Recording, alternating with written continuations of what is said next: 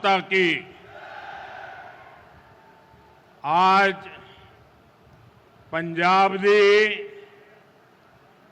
इस गुरुआं पीरां दी धरती ते तुहाडे सारिया दे बीच आके मैनू मान महसूस हो रहा हो।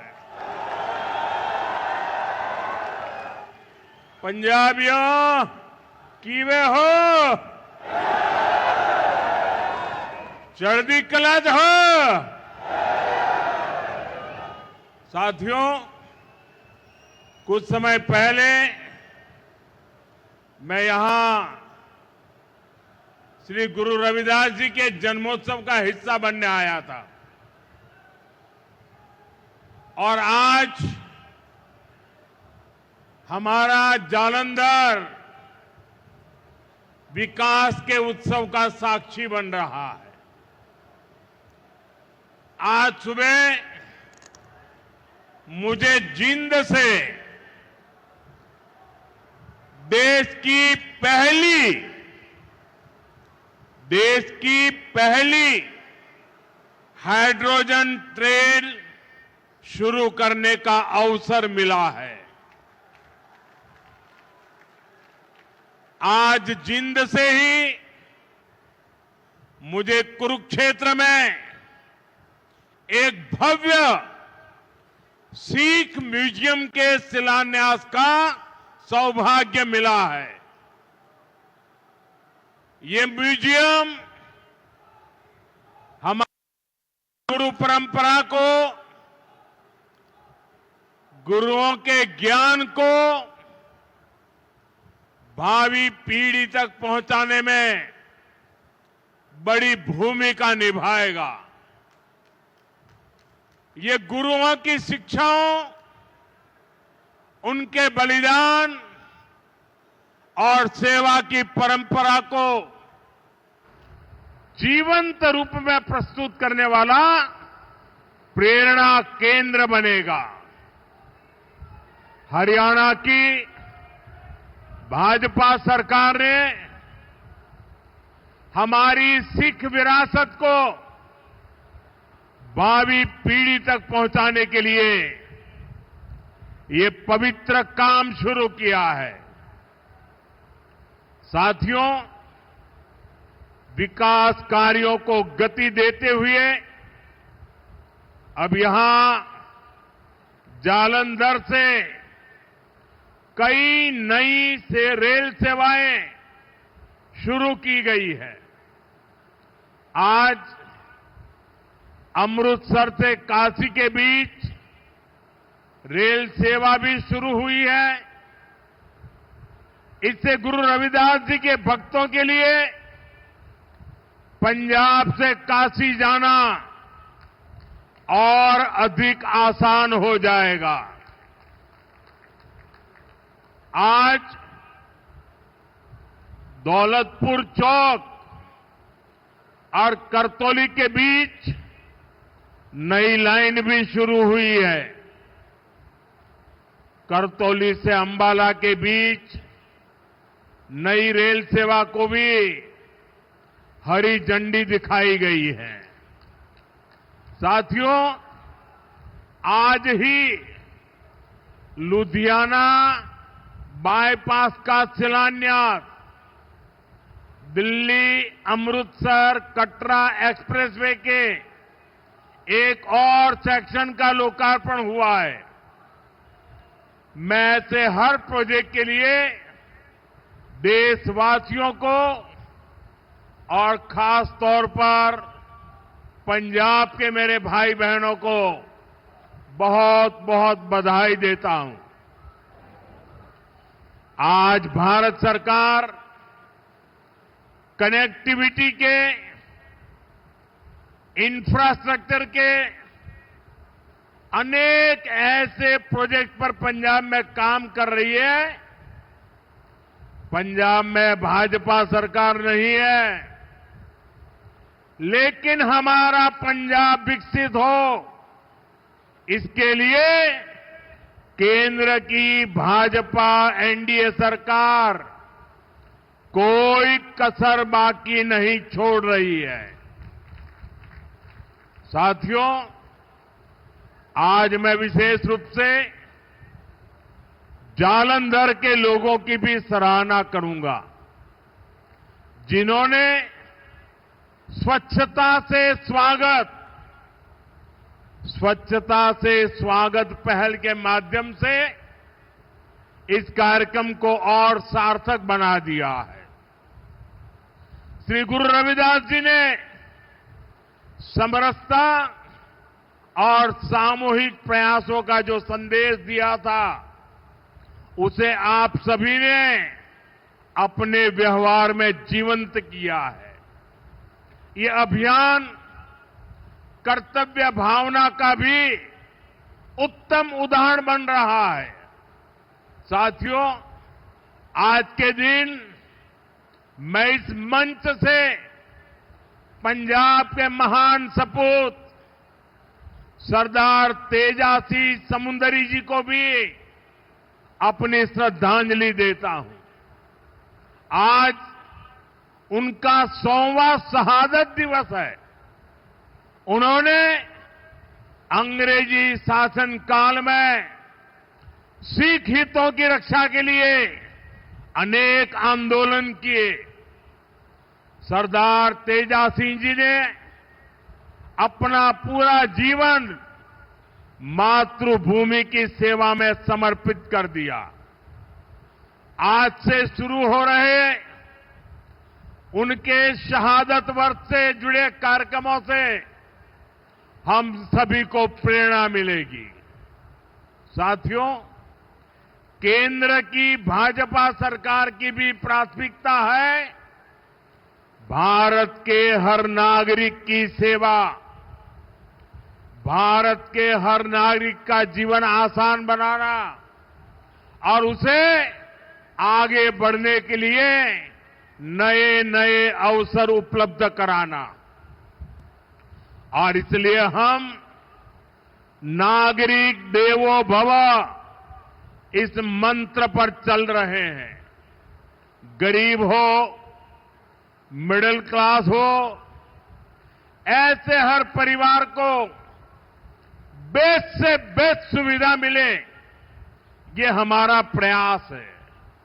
और नागरिक देवो भव का ये भाव हमारे काम में दिखता है। साथियों, जो भारतीय रेल है, एक गरीब परिवारों की, मिडिल क्लास परिवारों की सवारी है। लेकिन 2014 से पहले तक रेलवे की क्या स्थिति थी, ये आप अच्छे से जानते हैं।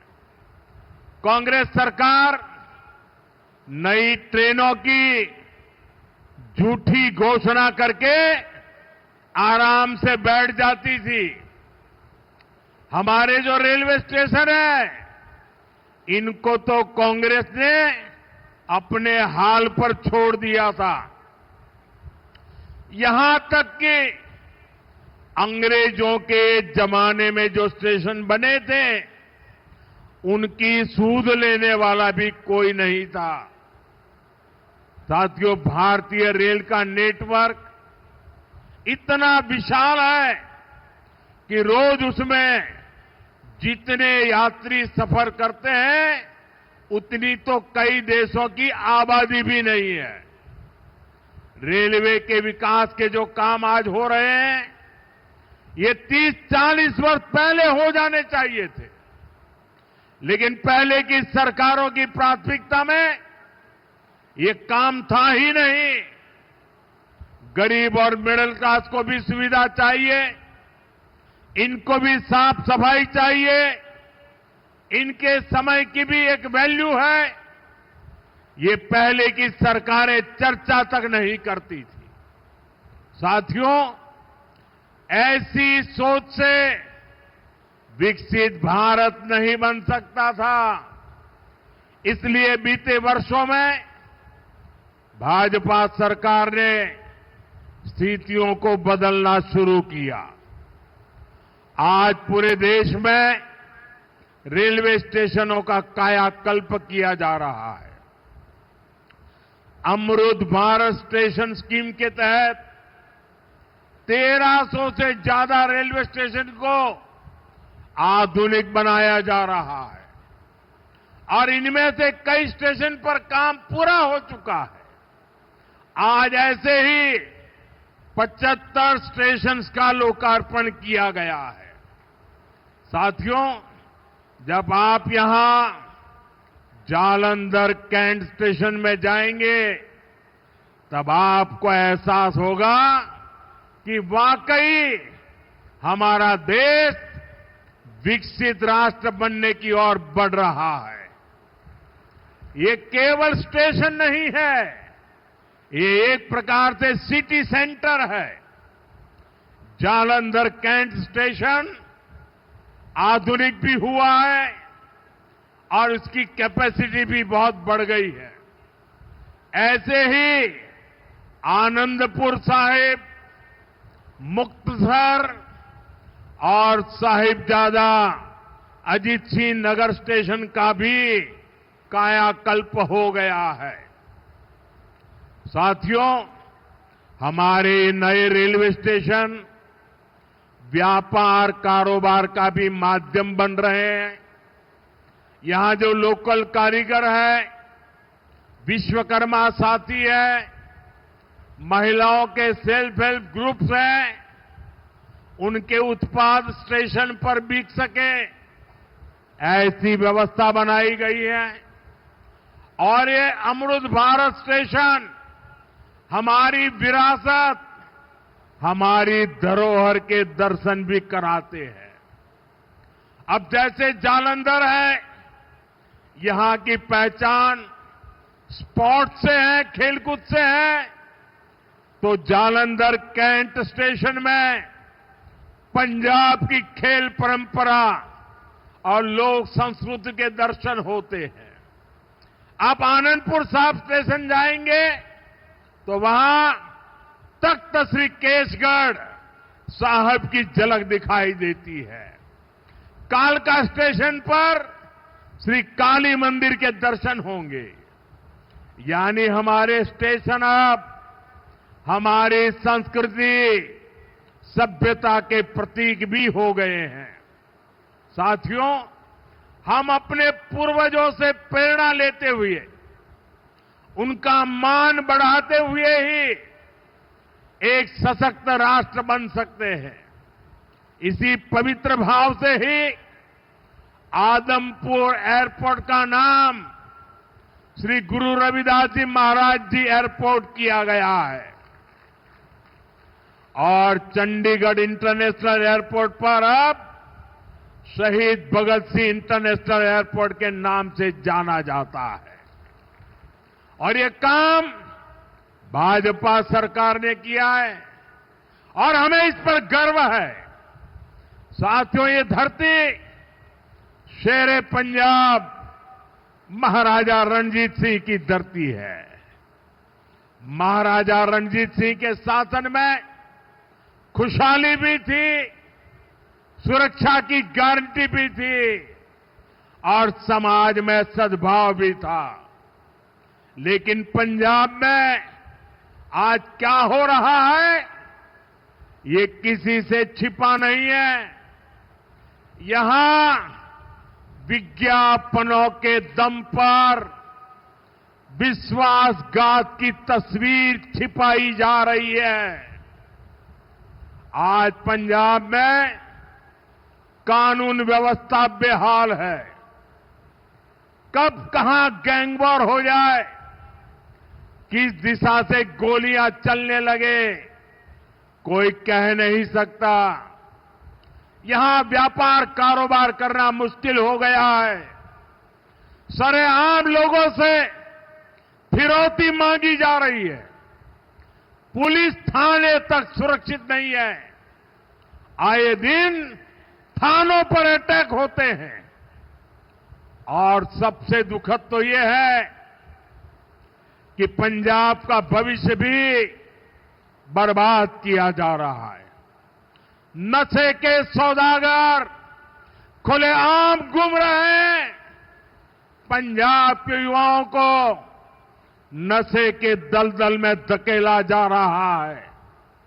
साथियों, आज यहां जो लोग पंजाब की सत्ता में बैठे हैं, ये लोग बहुत घमंड से देश की राजनीति बदलने का दावा करते थे, लेकिन आज इनकी सच्चाई देश देख रहा है। 2-3 दिन पहले ही दिल्ली में इनके एक नेता को अदालत ने दोषी करार दिया है। उस पर दोष दंगे कराने का है, दोष एक पुलिस के आईबी अधिकारी की हत्या का है। और इन लोगों की बेशर्मी देखिए, अदालत ने सबूतों के आधार पर फैसला दिया, लेकिन ये लोग कोर्ट के फैसले पर सवाल उठा रहे हैं।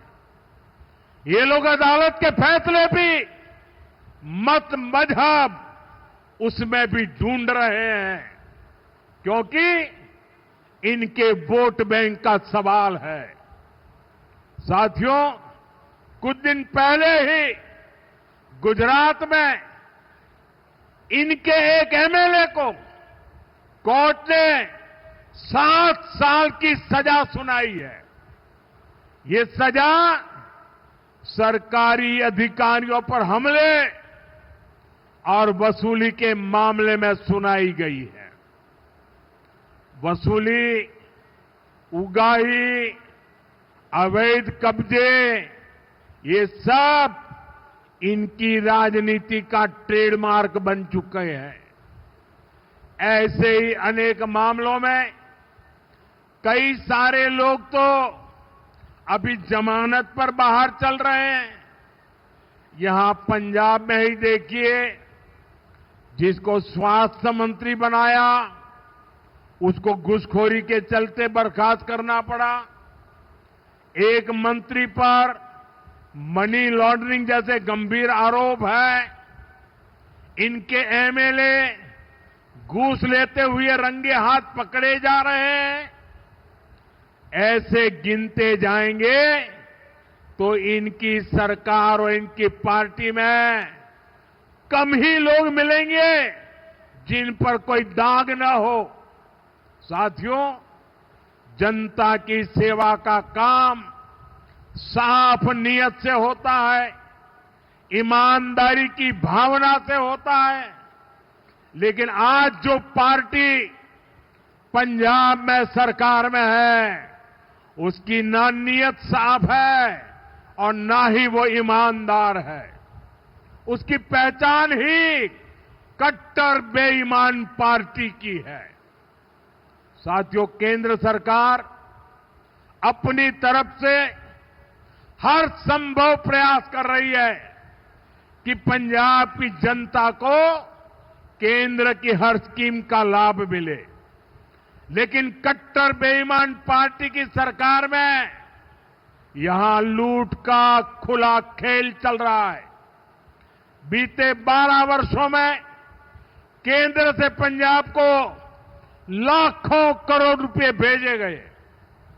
इस पैसे से गांव के रास्ते बनते, नहरें बनती, मंडियां बनती, लेकिन पंजाब सरकार ने उस पैसे को सही जगह खर्च नहीं किया। और बड़ी बात यह है कि ये लूट कर्ज के पैसे पर भी चल रही है। पंजाब के नाम पर कर्ज लिया जा रहा है।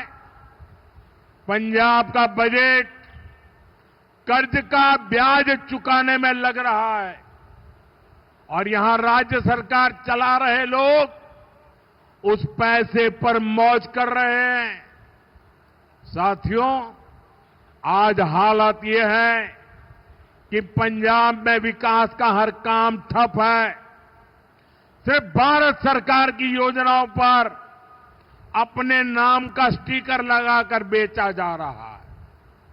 आयुष्मान आरोग्य मंदिर जो पूरे देश में चल रहे हैं, उन पर यहां अपना स्टिकर चिपका दिया। पूरे देश में 5 लाख रुपए तक का मुफ्त इलाज देने वाली आयुष्मान भारत योजना चल रही है। यहां उसके साथ भी खेल खेले जा रहे हैं। साथियों, पंजाब का सामर्थ्य अद्भुत है। यहां के किसानों में, यहां के नौजवानों में बहुत क्षमताएं हैं। पंजाब तेजी से विकसित हो सकता है। इसके लिए यहां भाजपा की डबल इंजन सरकार जरूरी है। आप सभी के सामने बीजेपी की राज्य सरकारों का उदाहरण है। जब से दिल्ली में डबल इंजन सरकार बनी है, तब से दिल्ली के विकास को नई गति मिली है। आपके पड़ोस में हरियाणा है, वहां बीजेपी की डबल इंजन सरकार किसानों को 24 फसलों पर एमएसपी देती है। पंजाब में किसानों को सिर्फ धोखा दिया जा रहा है। केंद्र और हरियाणा सरकार कर्मचारियों को 60% डीए दे रही है। यहां 60% तो छोड़िए, जो मिल रहा है उसकी भी कोई पक्की गारंटी नहीं है। कर्मचारियों को अपना हक पाने के लिए भी धरना देना पड़ता है। और बहनों बेटियों की पीठ पर तो इन्होंने छुरा भोंका है। बड़ी बड़ी बातें करके वोट तो ले लिया, लेकिन पूरे 50 महीने चुप रहे। वायदे की याद तक नहीं आई। अब तक बहनों के खाते में 50,000 रुपया आ जाने चाहिए था, लेकिन बहनों को सिर्फ झूठ मिला। और साथियों, पंजाब में जो कांग्रेस पार्टी है, उसका भी अपना ही रोना धोना चल रहा है। पंजाब में कांग्रेस में कुर्सी का किस्सा ही खत्म नहीं हो रहा। ये इसलिए नहीं लड़ रहे कि पंजाब का हित कैसे होगा। इनकी लड़ाई इसलिए है कि इनकी जो कुर्सी है वो किसके पास रहेगी। और साथियों, अकाली दल का भी यही हाल है। वो भी अपने ही स्वार्थों में उलझे हुए हैं। उनको भी पंजाब के लोगों की कोई परवाह नहीं है। साथियों, पंजाब में असली बदलाव भाजपा ही ला सकती है। पंजाब को विकसित बनाने का काम भाजपा ही करेगी। पंजाब को आत्मनिर्भर बनाने का काम भाजपा ही करेगी। पंजाब में नया निवेश आए, पंजाब में रोजगार के नए अवसर बने, पंजाब में बड़े प्रोडक्ट दुनिया के कोने कोने में पहुंचे, ये काम राज्य में बीजेपी की सरकार ही करेगी। साथियों, आज जालंधर आया हूं तो पंजाब के युवाओं से और जो खेलकूद की दुनिया में है, स्पोर्ट्स फील्ड में है, उनसे विशेष तौर पर अपनी बात कहूंगा। मुझे पंजाब के युवाओं के सामर्थ्य पर बहुत भरोसा है। हमने देखा है कि खेल के मैदान में पंजाब के युवा कैसे भारत की आन बान शान को ऊंचा रखते हैं। आज स्पोर्ट्स के गुड्स के लिए मशहूर इस शहर से मैं पूरे पंजाब के युवा साथियों से कहना चाहता हूं, ये आपके लिए अवसरों का समय है। खेलो इंडिया अभियान आपके लिए चलाया गया है। खेलो इंडिया स्पोर्ट्स पॉलिसी आपके लिए लाई गई है। आज भारत में नई स्पोर्ट्स इकोनॉमी विकसित की जा रही है। इस नई इकोनॉमी के केंद्र में जालंधर का स्पोर्ट्स मैन्युफैक्चरिंग इकोसिस्टम है। इस नई इकोनॉमी के केंद्र में कोच है, स्पोर्ट्स मेडिसिन है, स्पोर्ट्स साइंस है, स्पोर्ट्स यूनिवर्सिटीज है, सेंटर ऑफ एक्सीलेंसी है, स्पोर्ट्स स्टार्टअप्स है। साथियों, अभी मैं ऑस्ट्रेलिया और न्यूजीलैंड गया था। वहां इस विजन को लेकर काफी सारे समझौते हुए। मैं सभी युवाओं से कहूंगा, आप स्पोर्ट्स से जुड़िए, स्पोर्ट्स की दुनिया में अपना परचम लहराइए। हमारी सरकार हर तरह से आपके साथ है। साथियों, हमें पंजाब की आन बान शान को नई ऊंचाई पर ले जाना है। हमें पंजाब का नया भविष्य बनाना है। मोदी हरदम हर पल पंजाब के लोगों के साथ है।